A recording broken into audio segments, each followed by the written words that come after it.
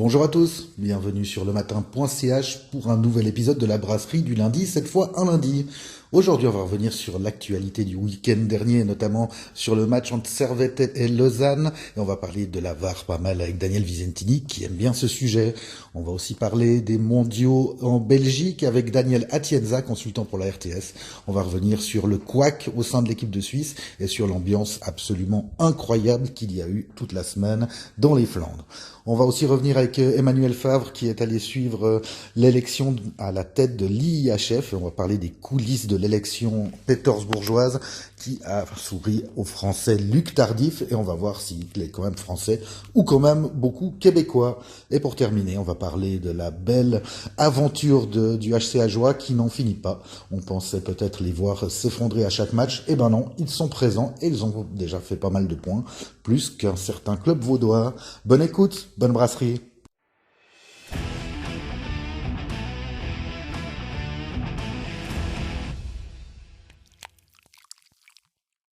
Je suis avec Daniel Atienza pour revenir sur ce week-end assez incroyable en Belgique et plus globalement sur la semaine des Suisses entre Bruges et Louvain. Déjà, Daniel, parlons globalement de ces mondiaux. 1 500 000 spectateurs sur le tout, 1 million dimanche au bord des routes. C'était assez incroyable, hein. Honnêtement, ça fait bien quelques années que je suis le vélo en tant que coureur, en tant que consultant.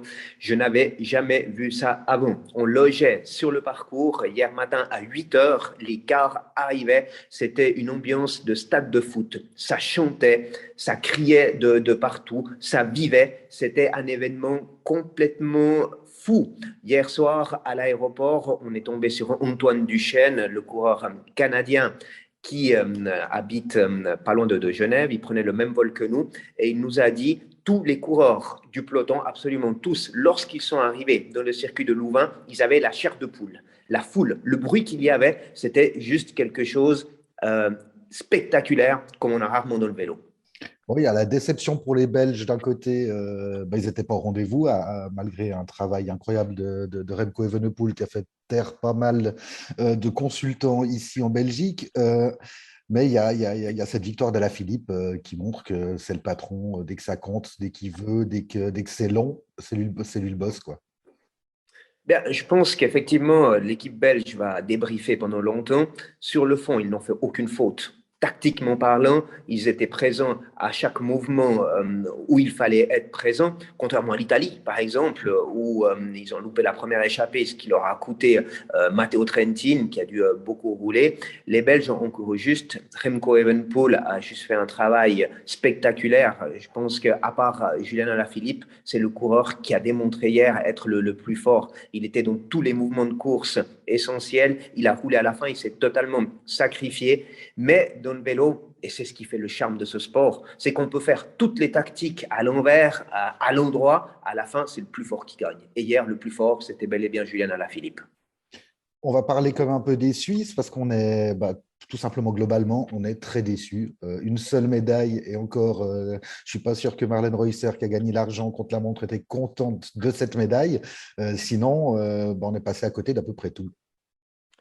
Oui, effectivement, on attendait beaucoup de Stefan Kung qui venait de gagner le championnat d'Europe du contre-la-montre. Il s'est un petit peu loupé. Mercredi, dans le relais mixte, on est vraiment passé à rien d'une médaille. Là aussi, on peut se poser peut-être certaines questions quant à la tactique adoptée ou pas. Et hier, beaucoup de malchance et aussi un couac, il faut le dire, un couac avec ce problème de notre leader, Marc Hirschi, qui chute. Certes, il tombe, il casse son vélo, il se retrouve au bord de la route et il n'est pas dépanné. On passe tout droit à côté. Donc là aussi, il y a peut-être un peu de négligence, de faute, de malchance. On peut tourner ça dans tous les sens. On a été présent dans la course des U23. Maro Schmidt nous a fait rêver presque jusqu'au bout. Dans la course des dames, nos représentantes ont été actrices. Elles ont été là jusque dans le final. Il a manqué un rien, mais dans le vélo, un rien, ça fait la différence entre les médailles ou pas de médaille. Une médaille d'argent, vous l'avez dit, c'est insuffisant par rapport aux expectatives, à l'espoir qu'on avait, par rapport à la sélection qu'on avait alignée. Un gros débriefing à faire au sein de Swiss Cycling, probablement parce qu'on a une génération qui brille. On a peut-être l'une des meilleures générations des 15-20 dernières années. Et avec une génération comme ça, on doit aller chercher les médailles et on doit aller chercher les médailles dès l'année prochaine. Michael Elbazini est un sélectionneur jeune, mais il y a toujours son papa qui a l'expérience et qui est derrière lui au cas où. Mais revenons sur cet incident de Marc Hirschi qui est assez incroyable. On rappelle que c'est une des rares courses de la saison où il n'y a pas d'oreillette. Radio Tour n'a pas mentionné cet accident. Du coup, il s'est retrouvé avec son vélo cassé au bord de la route, puis il n'avait plus qu'à abandonner. C'est un peu du cyclisme à l'ancienne, ça. Oui, c'est du cyclisme à l'ancienne et c'est malheureux. Alors, on peut voir le côté des choses. Ah, c'est beau, on doit réparer, aller chez le soudeur du coin pour faire réparer notre cadre et le boyau autour du cou pour le changer nous-mêmes, quoi. Donc, d'accord, mais on est quand même dans une autre évolution. On est dans un championnat du monde. On est avec des coureurs qui font d'énormes sacrifices, d'énormes budgets qui sont investis par les équipes pour que ces coureurs arrivent dans la meilleure des conditions possibles au départ d'un championnat du monde. Sur un incident de course qui peut arriver, on perd tout. Non seulement le coureur perd tout, mais la sélection nationale qui a investi elle aussi passablement de temps, de moyens pour que leurs coureurs soient dans les meilleures conditions, perd tout. Je trouve que c'est dommage. C'est vraiment dommage. Et hier, on avait presque la larme à l'œil lorsqu'on a appris cet incident, la chute, mais surtout les conséquences de cette chute. Il y a quand même deux, trois choses qui vont bien, hein. Tu l'as dit, il y a un bon réservoir avec beaucoup de jeunes talentueux qui sont déjà chez les grands. Ils ont mis Maro Schmid en M23. C'était le plus fort de la course, mais malheureusement, le profil n'était pas fait pour un homme seul. Il y a aussi Fabio Christen chez les juniors, qui est très intéressant pour la suite, qui a aussi beaucoup bougé dans la course des juniors. Et il y a la petite différence chez les femmes où on a besoin de vététistes pour faire le nombre. Mais Sina Fry est un talent incroyable. Oui, Sina Fry a vraiment démontré qu'elle était non seulement impressionnante sur son VTT, médaille d'argent au JO, on la rappelle, et là elle arrive sur la route alors qu'elle n'a pas une grosse expérience, et c'était peut-être la fille la plus forte de la sélection suisse. Elle a vraiment été présente jusqu'au bout, et elle montre qu'effectivement, sur les prochaines saisons, c'est peut-être une idée à creuser. Pour l'instant, au niveau du VTT, eh bien, on sait qu'il y a un gros potentiel, qu'elles vivent très bien de leur sport.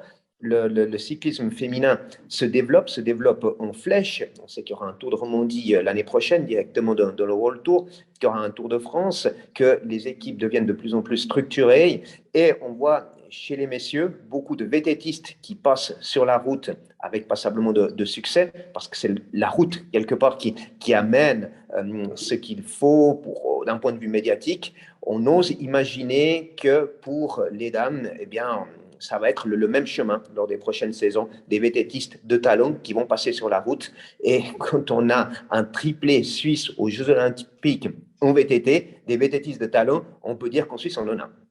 Tu as évoqué ce Tour de Romandie féminin, on peut en parler juste 2 minutes. C'est une bonne nouvelle pour le vélo suisse parce que ça va amener des filles sur la route, comme tu disais, elles sont très bien payées en VTT, mais ça peut les amener aussi sur la route en espérant que l'équipe de Suisse puisse aligner une formation à cette occasion parce que pour le moment, on a la saison prochaine que 3 coureuses dans le World Tour. Oui, alors après, il faudra voir un petit peu les différents règlements. On se retrouve dans la même situation que pour les messieurs, où Swiss Cycling a pu aligner et sur le Tour de Romandie et sur le Tour de Suisse une équipe, mais tout ça est soumis au règlement de l'UCI, aux différentes dérogations.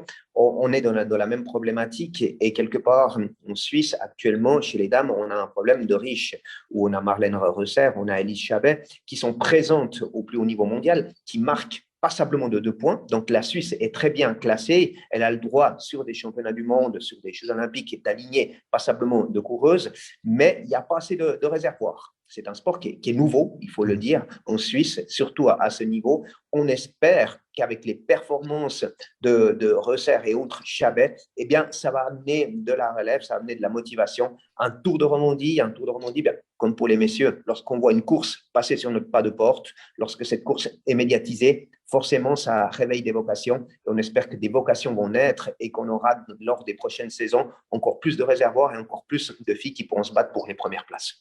Et on l'a vu encore samedi lors de la course des dames. C'est super à suivre. Ça flingue dans tous les sens. Des défaillances, des attaques, des sprints, des fois. Bah, c'est du vélo total. C'est du vélo total, ça amène un peu de fraîcheur, même si hier, on peut le dire, chez les messieurs, on a aussi eu une course totalement débridée, hein, totalement folle. Peut-être que le parcours offrait la possibilité de courir de la sorte, mais c'est vrai que pour les différentes courses féminines qu'on a pu suivre cette année, tant sur les classiques que sur le Tour de Suisse, que maintenant sur les championnats du monde ou même sur les Jeux olympiques, on a vraiment quelque part ce manque un petit peu de structure encore, ce manque de structure, ce manque d'organisation au sein des formations qui donne tout un charme parce que c'est du pim-pam-poum toute la journée. C'est un peu comme chez les juniors et c'est vrai que c'est plaisant à suivre parce qu'on ne s'ennuie pas une seconde et cette course des championnats du monde était juste passionnante. Alors, vivement le Tour de Romandie féminin. Je te remercie, Daniel. Ça passe vite de parler 10 minutes de vélo, mais on a réussi à ne pas trop s'épancher. Je te remercie. À bientôt. Merci beaucoup. À très bientôt. Bon, Cyril, je vais pas te mentir, j'avais quand même quelques petites appréhensions pour Ajoie cette saison parce que moi, je me suis dit, vu les changements dans l'équipe, vu le niveau global, vu ce qui se passe dans le reste de la National League, c'est parti pour une saison LHC 95 avec 10 points grand maximum. Mais non, ça a l'air de tourner. Il y a eu des bons résultats, il y a eu des prestations, il y a eu du caractère. C'est intéressant. Ouais, ils sont même pas derniers, si je me trompe pas. Il me semble que le dernier classement que j'ai vu, ils étaient pas lanterne rouge. Non, non, Mais laisse ça à Lausanne, laisse quelque chose à Lausanne quand même. non, bien sûr, c'est voilà, ils ont quand même de la peine, il faut le reconnaître. C'est clair que ça va être dur pour eux. Mais là, ils ont fait un beau week-end à 3 points. Une victoire en prolongation, un point accroché contre Genève dans un match qui était difficile. Donc ça, c'est des très, très beaux week-ends pour eux.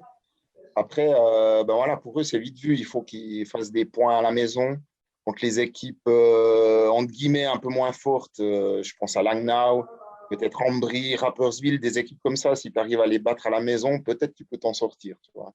Et peut-être même tu peux éviter la dernière place, mais bien sûr, ça va être chaud. En plus, là, c'est vraiment du bricolage dans cette équipe pour l'instant. Bon, ça, on s'y attendait quand même un peu parce que bah, quand tu es néo-promu en National League en Suisse, tu arrives toujours tard sur le marché. Et puis là, tu as une saison spéciale où tu vas pas tout mettre non plus parce que tu sais que tu risques pas de descendre. Alors ouais, déjà, il y a ça. Après, c'est vrai qu'ils ont pas pu prendre un seul joueur dans une équipe qui aurait fait le chemin inverse. Donc ça, alors en général, c'est pas non plus des stars que tu peux avoir, mais tu peux quand même, une équipe promue normalement peut quand même ramasser un ou deux joueurs qui ont une certaine expérience de la Liga, ce qu'Ajoie n'a pas pu faire cette année. Moi, je pense que franchement, la Ligue aurait pu les laisser jouer à 5 étrangers cette année. Hein. Je pense que tu aurais lésé personne. Et ça aurait peut-être. Mais là, disons que pour l'instant, ils ont 2 étrangers, donc ils n'arrivent même pas à en aligner 4. Donc, c'est vrai que s'il fallait encore en engager un cinquième, ça aurait été compliqué. Mais en effet, on voit que le contingent n'est pas vraiment à la hauteur. Et pour l'instant, ils s'en sortent ben voilà, au courage, à la bataille, comme contre Genève. Là, voilà, ils arrivent encore à tourner des matchs comme ça, mais ils ne vont pas réussir à le faire non plus pendant toute la saison. C'est pas ça le risque. Il n'y a pas genre des matchs qu'il faudra laisser tomber, quoi, parce qu'il y a quand même deux, trois anciens qui, je pense, ne pensaient jamais rejouer au plus haut niveau. Ils vont commencer à avoir les genoux qui grincent au bout d'un moment. Ouais, je pense il faudra laisser tomber certains matchs.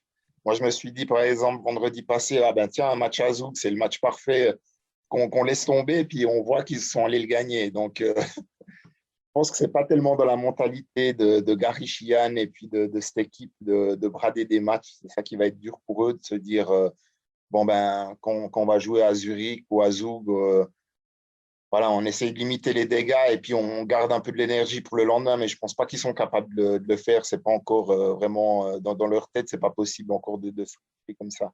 Mais en effet, s'ils veulent s'en sortir, je pense qu'il faut un petit peu quand même choisir les matchs et de nouveau un peu miser sur ces rencontres à domicile où tu peux faire des points. Comment ça a été vécu dans le vestiaire là-bas? Parce que Zoug a quand même mis au repos quelques joueurs. Est-ce que ça n'a pas aiguillonné encore un peu plus le caractère? Parce que c'est pas très sportif, c'est pas très sympa ce qu'ils ont fait les Zougois là. C'est même un peu. D'ailleurs, ils ont été punis, hein, c'est assez incroyable. Disons, y a pas meilleure motivation pour une équipe que ce qu'ils ont fait, hein, laisser quelques cadres au repos et puis se dire, eh, bon, ben, tranquille, c'est à jouer en face. De toute façon, même sur un patin, on va les battre. J'imagine que les joueurs d'Ajoie devaient être bien remontés avant le match quand ils ont vu le line-up. Et puis, ben, c'est bien qu'ils soient allés gagner. Après, d'un autre côté, si Zoug n'avait pas profité de faire jouer un peu des jeunes et puis de reposer des joueurs contre Ajoie à domicile, qu'on sait qu'il le ferait dans une saison. Tu vois. Donc, d'un autre côté, je ne veux pas non plus trop jeter la pierre à Zoug parce que c'est vrai que voilà, ils sont tellement supérieurs qu'à la limite, ils peuvent se permettre de procéder comme ça. Hein. C'est un peu comme ces équipes qui font jouer le gardien remplaçant un vendredi soir ou un samedi soir, alors qu'on se dit, ouais, peut-être qu'ils auraient quand même pu faire jouer le titulaire et essayer d'aller gagner le match. Donc, des fois, voilà, il faut faire des choix, il faut faire des tournus. Et puis, voilà, je pense qu'il ne faut pas trop attacher non plus trop d'importance à ça. Tant mieux pour Ajoie parce que forcément, ça a été un coup de boost pour eux avant ce match. Cette année, finalement, Ajoie n'a pas grand-chose à perdre. Est-ce que ça ne deviendra pas plus compliqué la saison prochaine quand les vétérans seront plus sur la lancée, ils seront même sûrement peut-être plus là? Est-ce qu'il y a des juniors? Est-ce qu'il y a de quoi construire sur cette saison? Ouais, c'est ça qui va être compliqué, c'est que c'est une équipe, ben voilà, on est reparti avec la même équipe qu'en Swiss League, celle qui a eu du succès. Mais c'est vrai que plus on avance, plus certains joueurs quand même assez importants de l'équipe, je pense à Yogi qui a 35 ans, Birbaum qui est par là autour aussi. Enfin, c'est pas, voilà, c'est des joueurs qui entrent dans l'âge, mais il faudra renouveler tout ça. Avec des juniors, ça va être difficile parce qu'il faut quand même avoir quand même la saison prochaine, il faudra avoir plus de joueurs qui ont l'expérience de l'élite.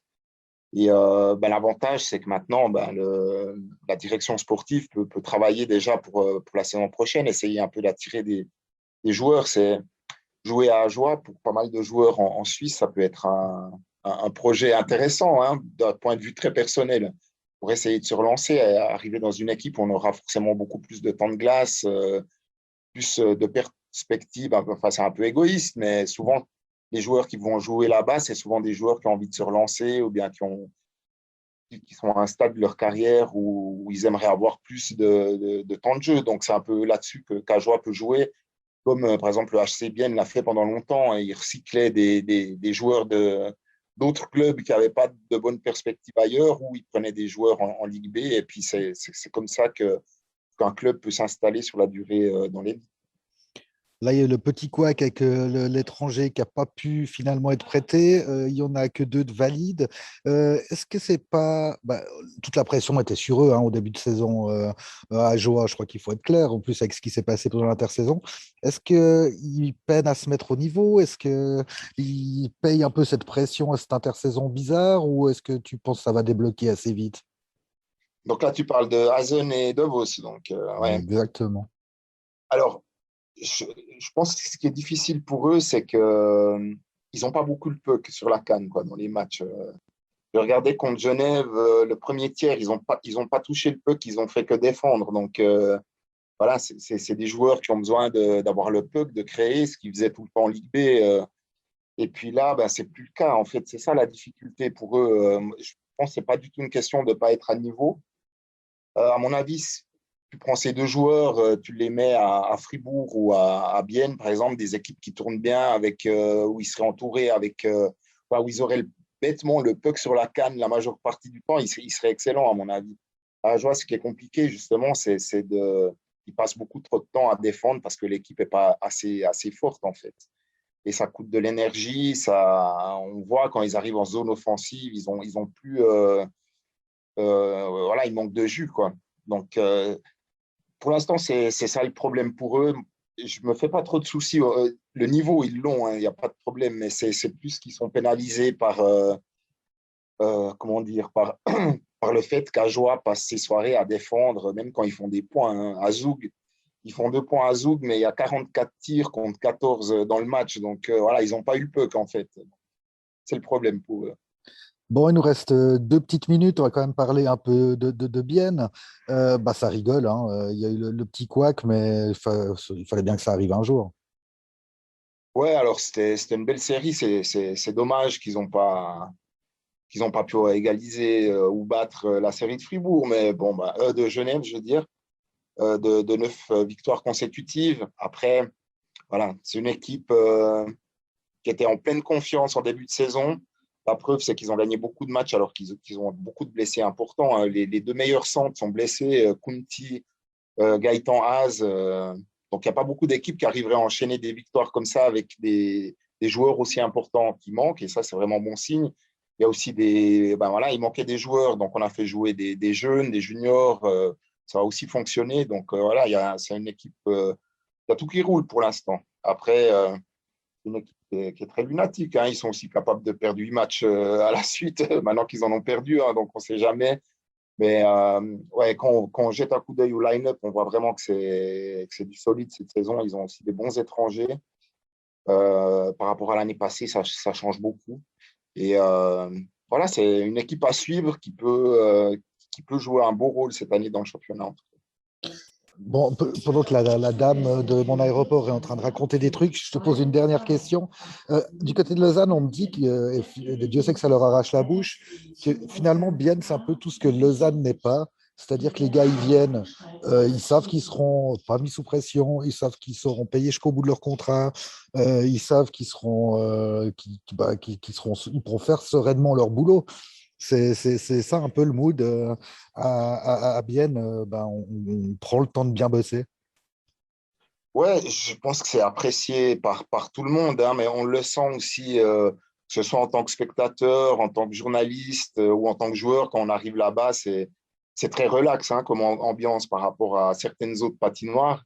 Il y a pas que Lausanne, hein, mais c'est vrai que c'est relax, hein. On sent que les gens se prennent pas trop la tête et puis il y a aussi une délimitation qui est très claire entre le sportif et l'administratif. Donc, les gens qui n'ont rien à faire dans un vestiaire de hockey, ils ne viennent pas la ramener après tous les matchs à faire des théories. Donc, c'est très délimité, quoi. Il y a le coach, le directeur sportif et même encore le directeur sportif, Martin Kleinegger, ne va pas souvent dans le vestiaire, il doit très rarement intervenir. Et puis, il y a une espèce comme ça d'autogestion qui se fait très bien.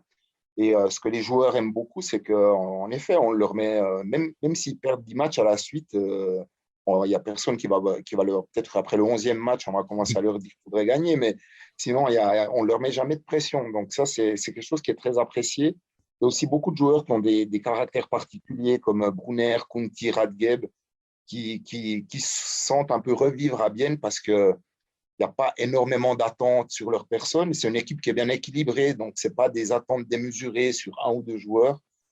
Et ça, c'est quelque chose, voilà, ils peuvent bosser en paix, ils peuvent avoir du plaisir. Surtout, ils peuvent faire des erreurs. Il n'y a personne qui va rien leur dire. Et on sent, c'est une équipe qui est relaxe, hein, quand elle joue. On dirait que tu parles du Sport Center. Je te remercie, Cyril. À bientôt. Merci, Robin. À bientôt. Bon voyage.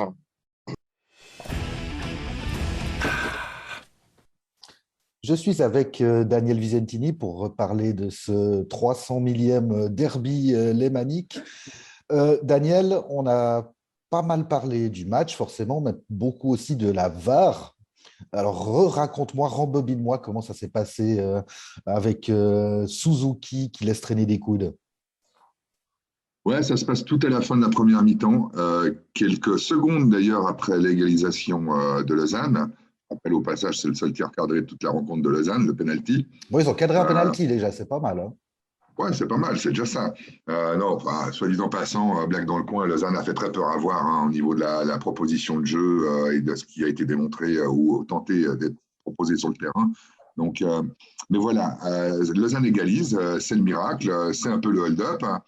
Le coup d'envoi est fait, le ballon part sur la gauche, il y a une longue ouverture qui recentre le ballon dans l'axe en direction des 16 mètres de Lausanne. Et à ce moment-là, il y a Suzuki qui est sur le côté gauche de la défense, au milieu de terrain lausannois. Et Stevanovic qui arrive. Stevanovic arrive plus rapidement que lui. On voit Suzuki qui tourne un peu la tête et qui voit qu'il va se faire prendre. On rappelle quand même qu'en première mi-temps, à la 32e minute, c'est à peu près ce qui se passe. Un débordement sur le côté gauche, un centre. Stevanovic qui arrive en vitesse face à Suzuki, qui place sa tête et qui marque le but du 1-0. Eh bien, peut-être que ça lui a traversé l'esprit à Suzuki et s'est dit, je ne vais pas me faire prendre une deuxième fois. À ce moment-là, il marque un temps d'arrêt. Et il saute presque un petit peu, il n'est pas très grand, Suzuki, il fait 1,65 m, hein. Il saute un petit peu en écartant le bras, le coude vraisemblablement, avec un trait de tromperie de très peu finalement, et heurte ou frappe, c'est selon, le visage de Stevanovic. Donc oui, cette scène-là est très choquante. Ce qui est plus choquant d'ailleurs, c'est pas tant le geste de Suzuki, il est moche ce geste, mais c'est que rien n'intervient pour signifier ce geste-là. Et ce rien, je parle de la VAR. C'est pas justement là le gros problème de la VAR, hein, dont on parle depuis si longtemps, c'est qu'ils n'arrivent pas à vendre leur décision, leur choix ou leur non-choix. Peut-être que l'arbitre, il a été contacté et qu'on ne le saura jamais. Alors, vraisemblablement, l'arbitre a été contacté. Le problème de la VAR, il n'est pas dans la VAR, si je me permets cette petite formule-là. Le problème, il est que à la VAR, dans le camion de la VAR, il y a des arbitres systématiquement qui sont en place. Moi, j'ai rien contre le corps arbitral, hein. Tout ce qui peut faire progresser l'arbitrage ou le football, je suis plutôt pour. Je considère que la VAR peut être un outil dans ce sens-là, quand il est bien utilisé. Le problème, c'est aussi de voir comment il est utilisé et par qui. Il est utilisé par des arbitres qui sont dans le camion de la VAR ou dans le petit bunker de la VAR avec tous les écrans. Et c'est ces arbitres-là qui doivent décider d'intervenir pour infirmer une décision d'un collègue ou alors de lui ouvrir les yeux sur sa non-décision. Le problème, il est déjà pas tant là parce que par atavisme, le corps arbitral a toujours tendance à se protéger. Et je comprends bien, puisqu'il est souvent attaqué, et à tort le plus souvent, je n'ai pas de problème avec ça. Mais justement, il se passe cet effet un peu pervers, que les arbitres qui sont là pour utiliser une VAR qui doit être un progrès technologique ne le font pas par atavisme et protectionnisme de la corporation. Peut-être vaudrait-il mieux que quelqu'un soit formé à être arbitre VAR sans jamais être sur le terrain, afin qu'il y ait un détachement de la chose. L'arbitre qui est dans le camion de la VAR ou dans le local VAR pour prendre ses décisions, il sait que la semaine prochaine, il sera sur le terrain et qu'un autre prendra la décision. Quel est son intérêt d'aller contre les décisions systématiquement du monsieur qui est en place, en sachant que sur le terrain, alors que dans une semaine ou deux, cette même personne va peut-être faire la même chose contre lui, entre guillemets, il y a un problème de fonctionnement là derrière aussi. Souvent, les joueurs de foot demandent à ce qu'il y ait un ancien d'entre eux qui aille aider la VAR aussi. Ça te semble une bonne solution, toi? Je ne sais pas, oui, peut-être que tout ce qui peut faire avancer le schmilblick, comme on dit, sera bénéfique, mais je crois qu'il y a aussi un autre facteur qui rentre en ligne de compte, c'est qu'il y a des règlements extrêmement stricts imposés par la FIFA dans l'utilisation de la VAR, et le schéma d'application de la VAR est dans un carcan sidérant de petites notes qui disent que dans ce cas précis, on ne peut pas, dans celui-là, là, on peut. Moi, je prétends que dans le cas Suzuki, et j'ai rien contre Suzuki, hein, ni contre la décision finalement, mais c'est comme ça, là c'est une non-décision. Dans le cas Suzuki, on devrait regarder les choses calmement et se dire, ok, manifestement, il y a une faute. Oui, on n'a qu'une caméra qui la montre. D'accord, je vais peut-être me tromper si je prends la décision de l'expulser, mais qu'est-ce que je fais? Est-ce que je prends cette décision? Moi, je n'ai pas de problème avec le fait que les erreurs continuent d'exister malgré la VAR. La VAR ou grâce à la VAR. La VAR va de toute façon commettre des erreurs. Sa prétention, c'est de permettre d'en commettre moins, de minimiser le taux d'erreur des arbitres. Donc, il faut prendre cet outil pour ce qu'il est. Et dans ce cas précis, même si on n'a pas toutes les informations, même si on n'a pas le gros plan du coude qui casse le nez, il ne l'a pas cassé le nez, mais peu importe le coude d'un joueur qui casse le nez d'un autre, eh bien, on doit quand même pouvoir se dire, là, je vais prendre une décision avec un petit déficit d'information, mais un maximum de données, et les forces de présomption font que, et on prend une décision, tant pis si elle est fausse, parce que de toute façon, il y aura des fautes qui seront commises, et sans doute moins avec la VAR que sans. Là, on peut arriver à un truc un petit peu absurde où Suzuki va potentiellement se faire suspendre par la SFL sur la base des images et les mêmes images qu'avait l'arbitre VAR. Tout à fait. Et là, on revient justement au point de départ. Sandro Scherer, qui est dans le camion de la VAR, dans le local, voit la scène et comme il n'a pas le 100%, c'est ça qui est dramatique dans la VAR, il faut que la VAR intervienne quand il y a le 100% d'images qui montrent que l'arbitre a oublié de donner un carton rouge, en l'occurrence. Le 100% d'images avec une réalisation à 8 caméras, comme c'est le cas de samedi soir, de la Suisse, et pas 32 caméras, comme c'est le cas, par exemple, lors d'un mondial de football ou d'un euro, ben forcément, le 100% d'image, il va être difficile à atteindre. Donc, qu'est-ce qu'on veut ne jamais utiliser la VAR dans ces cas précis-là, simplement parce qu'on ne voit pas à 100% la faute. Moi, je crois que quand on arrive à un degré de pourcentage qui devient suffisamment important, même si on n'a pas le 100%, on devrait pouvoir prendre ses responsabilités. Et je ne sais pas d'ailleurs quelle suite va être donnée à cette affaire-là, parce que le juge unique de la Ligue, qu'il se réfugie derrière l'idée que je n'ai pas le 100% des images pour ouvrir une enquête, eh bien, on retourne à nouveau au point de départ, à savoir qu'il y a un dysfonctionnement, pas dans la VAR, mais dans la manière ou la philosophie de l'utiliser. Sinon, tu en parlais avant, le temps file. On va quand même aborder un peu le sujet. Tu as vu le LS, je crois, 2 fois en 2 semaines à peu près. Ça va pas vers le beau, hein. Non, non, c'est terrible de voir le LS jouer comme ça. Il y a pourtant parfois des intentions de jeu qui existent. Alors, j'en ai pas vu beaucoup contre Servette parce que contre Servette, c'était vraiment le néant. Je n'ai rien contre Lausanne, mais là, ça a vraiment fait froid dans le dos. En revanche, contre Sion, que j'avais vu quelques jours plus tôt, contre Sion, il y a eu des moments dans le match où quelque chose se passait sur le terrain. C'est vrai que ce quelque chose-là se passait sur le terrain face à un Sion qui est aussi dans un projet de jeu assez famélique, pour tout dire. Et puis, ce Sion-là ne préparait absolument pas le match contre Lausanne. Puertas pouvait faire ce qu'il voulait, et c'est ce qu'il a fait d'ailleurs en début de deuxième période, quand Lausanne aurait dû marquer le 2-0 après avoir inscrit, tiens, comme ça va être un peu par miracle, le 1-0, enfin, inscrit un premier but. Donc, Sion ne va pas très bien. Lausanne, c'était par intermittence contre un Sion qui est redevenu quelque chose de gravement sans aucun sens dans le jeu, sans aucun projet de jeu. Et c'est ce qui relie les deux équipes-là. Aucun projet de jeu clair. Alors, Lausanne a des circonstances atténuantes quand on voit que plusieurs joueurs sont partis, autant de joueurs sont partis à la pause, et que de nouveaux joueurs arrivent, plus un nouvel entraîneur, avec un nouveau projet de jeu, un nouveau schéma, il faut mettre tout ça en place, et c'est pas ça pour Servette, lui, intelligemment, a bien bloqué tout ce qu'il fallait bloquer à Lausanne, c'est-à-dire pas grand-chose. Cameron Puertas, Cespedes était sur lui, même s'il fait la faute sur le penalty en retenant saut. Cespedes a fait un très bon match défensif en coupant les lignes de passe vers Puertas, et quand ces passes arrivaient là, il était tout de suite dessus. Donc il y avait un vrai projet de jeu. Servette savait que dans une défense à 3, il fallait écarter et passer derrière les deux sur les côtés. Donc on pense à Suzuki ou à Shafik, et c'est ce qu'a très bien fait Servette. Donc ma foi, il y avait cruellement une équipe qui savait ce qu'elle faisait et qui savait où elle voulait aller, et une équipe perdue qui ne savait absolument pas quoi faire sur le terrain, c'était Lausanne.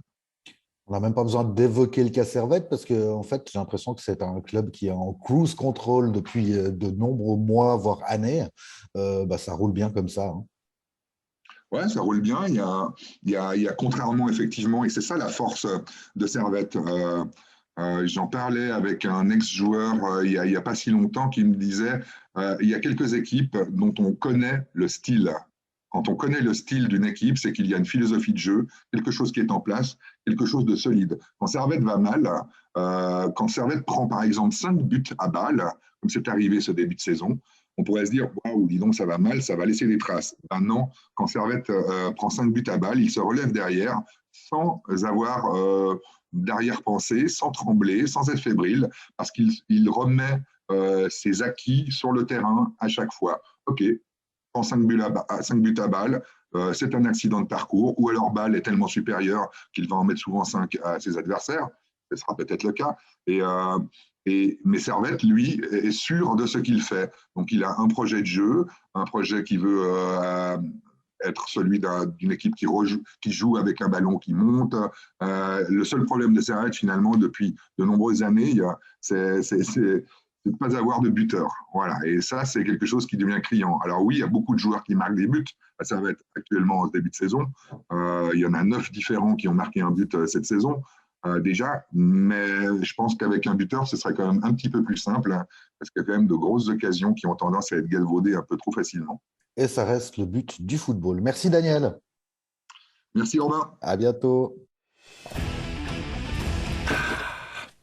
Je suis avec Emmanuel Favre qui sort d'une semaine magnifique et je suis très jaloux parce que non seulement tu étais dans la plus belle ville du monde, mais en plus, toi, tu as eu droit à une élection avec plusieurs candidats, ce qui n'a pas été le cas à la tête de l'UCI puisque David Lapartien n'avait tout simplement pas d'opposant pour le poste de président de l'Union cycliste internationale. Mais toi, tu as eu droit presque à une nuit des longs couteaux et tu as vécu quelque chose d'assez incroyable, je pense. Bah, explique-moi déjà comment on vit ces moments dans un hôtel de Saint-Pétersbourg où il se passe plein de trucs. Ouais, bah écoute, d'abord juste en amont, quand tu dis que t'as pas de chance parce que c'était un seul candidat, je tiens à dire que dans le monde du hockey, ça fait 27 ans où il y avait un seul candidat. Donc je pense que c'était sympa de le voir différemment, même si je pense que nous les Suisses risquerons d'aller regretter René Fazel. Alors d'abord, je dois dire c'est un privilège parce que j'ai eu la chance d'avoir justement été convié à cette dernière semaine présidentielle de René Fazel par lui-même et c'était vraiment très très très très sympa de sa part. Donc c'était un privilège de pouvoir vivre en tant que journaliste une fois ce genre d'événement de l'intérieur. Quand on est des médias, normalement, on n'a pas accès à tout ça. On vit pas dans le même environnement où on peut justement être témoin de ce genre de choses. Ça fait déjà beaucoup penser sur notre professeur. Je me suis dit, mais le nombre de choses que j'ai dû écrire qui n'étaient pas forcément fausses, mais qui n'étaient qu'une partie de la vérité, celle qu'on a bien voulu nous dire et bien voulu nous montrer. Alors quand tu la vis dedans, tu vois les choses complètement différemment. Et puis pour répondre à ta question, c'est vrai qu'il y a eu une nuit des longs couteaux qui était assez extraordinaire. Pour le contexte, tu as souvent affaire à des gens qui sont plutôt entre, je dirais, 50, 70 ans. Donc, on n'a pas forcément l'habitude de les voir s'agiter comme ça. Et là, bah oui, vers 1h du matin, samedi, dans le bar très feutré quoi de ce palace de Saint-Pétersbourg où les gens buvaient une dernière quoi avant les votations.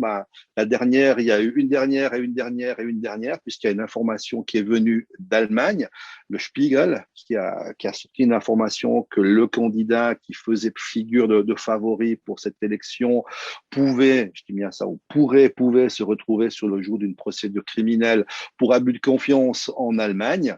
Alors, ça, tu peux imaginer ce que ça a semé comme zizanie et toutes les questions que ces gens ont dû se poser aussi. Est-ce qu'on peut vraiment prendre le risque d'élire quelqu'un qui pourrait se retrouver face à la justice? Est-ce que c'est ça que nous voulons pour l'image de notre organisation? Et ce, alors qu'il n'y avait rien prouvé. L'Allemand s'appelle Franz Reindl. S'il devait s'avérer que la procédure qui a été lancée par le comité olympique allemand est infondée, c'est salaud pour lui quand même ce genre de choses quoi.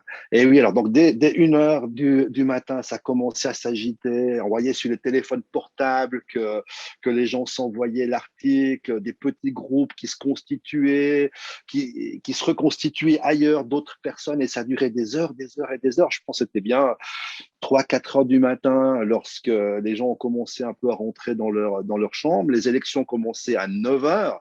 Donc, il y a beaucoup de choses qui sont passées dans ce lieu névralgique pour arriver à, en fait, une issue qui était assez improbable. Ça signifie que Franz Reindl n'a pas été élu président de la Fédération de hockey sur glace.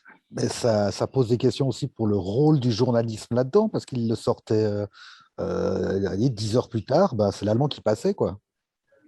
C'est ça. Après, Franz Reindl a demandé, quand la session a commencé, vers 9h01, là, il demande la parole et il tient déjà à jurer solennellement que tout ceci a été infondé et il a vraiment dénoncé le timing pourquoi le faire maintenant? Je pense que tu es journaliste, tu comprends pourquoi c'est sorti à ce moment-là. Moi, j'en sais rien, mais je peux vraiment spéculer qu'il y avait quelqu'un qui l'aimait pas beaucoup en Allemagne et puis qui a trouvé le moment opportun pour parler de ça. Mais c'est sûr que le timing pour ce monsieur était désastreux, quoi, vraiment désastreux. Ouais. Alors du coup, Luc Tardif, donc, Luc Tardif senior, parce que le junior fait... Excuse-moi, il y a encore la dame qui parle. Donc Luc Tardif senior, qui est devenu à force un vrai bon français, parce que ça fait 50 ans qu'il est là-bas, mais c'est un profil atypique, mais c'est quelqu'un qui connaît le hockey, et pas que les paillettes, pas que la NHL, c'est vraiment quelqu'un qui connaît le hockey de base. Ouais, il le connaît et il l'aime.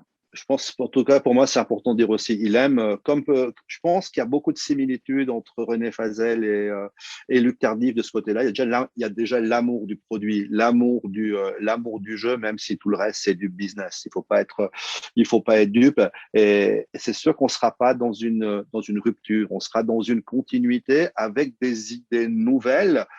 Et ça, je pense que c'est très bien pour le hockey, c'est très bien pour le produit. Luc Tardif, je le connais assez peu, je l'ai rencontré quelques fois. C'est une personne qui m'a séduite et moi je votais pas, donc il n'avait pas besoin de le faire. Hein, je veux dire de ce côté-là, j'ai pas besoin d'être séduit, mais j'ai aimé ses idées, j'ai aimé son calme, j'ai aimé ses visions qu'il a pour le sport. Il vient aussi, mais comme René Fasel, d'une petite nation. Lorsque René Fasel avait été élu président, la Suisse était vraiment une petite nation du hockey, la France également, et je pense qu'il aura cette sensibilité-là aussi de, de pensée globale, de penser au petit, de penser au développement de ce sport dans des pays où il y a juste 2 patinoires pour l'instant, voire moins par endroit. Il aura cette volonté d'investir pour le développement du produit sur les 5 continents, tout en continuant à travailler avec la NHL pour les Jeux Olympiques et des choses comme ça. Je suis assez optimiste. Je pense que c'est un président qui a fait ses preuves. Peut-être qu'on s'en souvient pas très bien, mais les JOJ à Lausanne, c'était lui, le responsable du tournoi de hockey. Et je crois que ça s'était bien passé. Il y avait une bonne image. Juste sur notre territoire, quand on a ce genre d'informations, on dit c'est bien. Il y a quelque chose qui peut être fait. Et c'est quelqu'un qui va aussi, je crois, donner un petit peu plus de latitude au personnel de l'IHF, puisque il ne va pas venir s'installer à Zurich.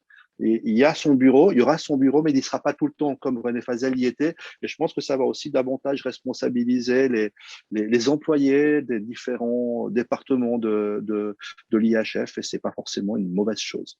C'est quand même quelqu'un qui a réussi à sortir le hockey français du marasme. Hein. Les quelques joueurs qui venaient de France, c'était vraiment des self-made hockeyeurs. Et là, il a réussi à sortir de la Fédération française des sports de glace, enfin, le hockey français à sa fédération, ce qui est assez exceptionnel.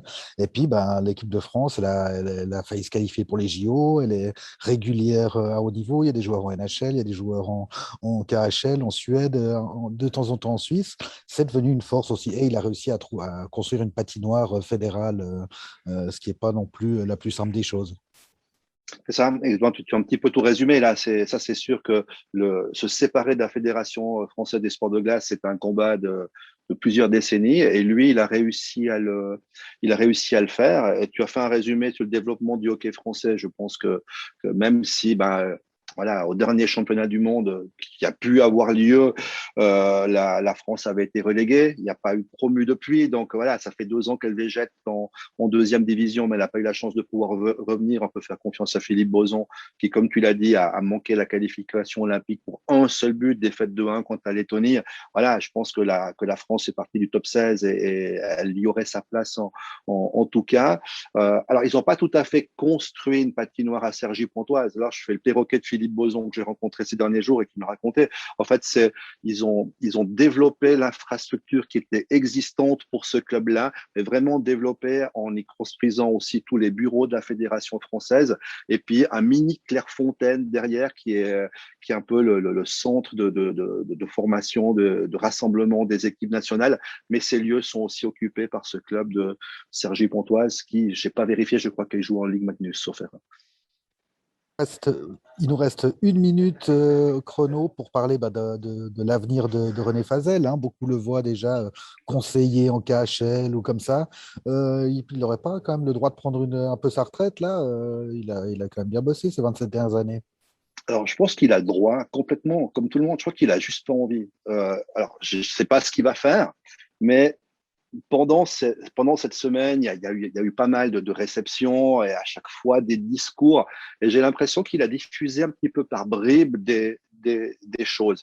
Il a dit une chose, j'en ai pas fini avec le hockey, donc vous n'en avez pas fini avec moi. Je pense pas qu'il va jouer, je pense pas qu'il va arbitrer.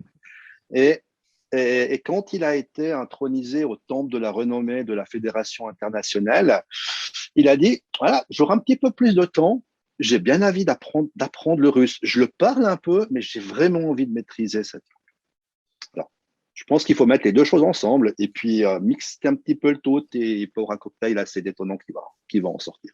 D'accord. Est-ce qu'il sait dire Yadie Panimayo? Écoute, c'est possible, mais mes notions de russe sont telles que Apas Nastaloch, Nadvili Zaklivage, qui signifie attention, fermeture des portes dans le métro, je dis que je ne le comprends pas. Donc peut-être il peut le dire, mais s'il me l'a dit, je ne l'ai pas compris, puis après, c'est pour se parler en français. Ouais, Yadie Panimayo, c'est juste, j'en ai aucune idée. Donc, ça aurait bien pu résumer les questions qu'on lui a posées. Merci Manu, c'était très intéressant. Allez, je t'en prie. Bon voyage. Ciao.